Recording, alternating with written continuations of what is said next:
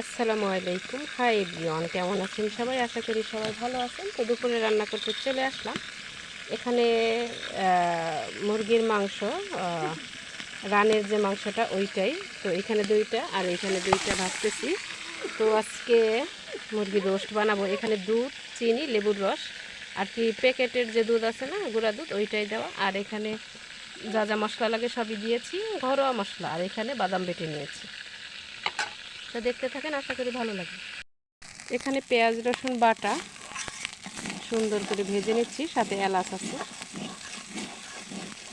তো এটা আমি আমার মতো করে রান্না করি, তো খেতে কিন্তু মাশাআল্লাহ ভালো হয়। এই যে মাংসটা হালকা করে ভেজে নিয়েছি, যদিও অনেকে অনেক কড়া করে ভাজে, কিন্তু আমার কাছে বাদামি বাদামি কালার করে ভাজলে ওইটা বেশি ভালো লাগে।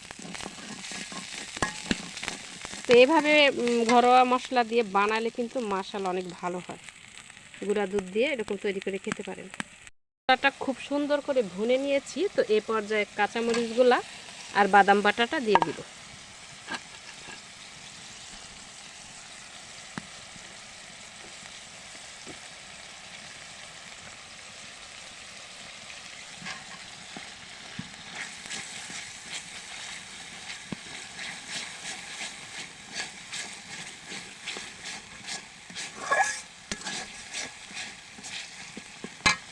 তো মশলা ভালোই কষানো হয়ে গেছে, তো এখন মাংসগুলো দিয়ে দিব। এখানে মাংসের মাঝে হালকা একটু ধনিয়ার গুঁড়া আর লবণ আর সামান্য একটু মরিচের গুঁড়া দিয়ে মেখে পরে ভেজে নিয়েছিলাম।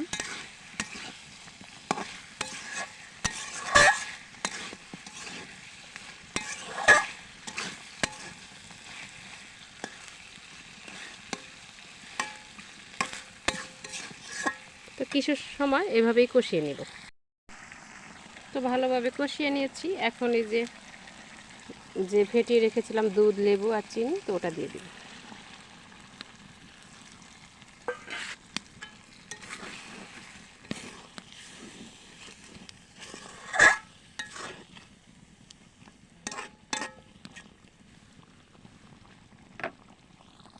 এইটা হয়ে গেছে, তো মাশাআল্লাহ খেতে দারুণ হয়েছে।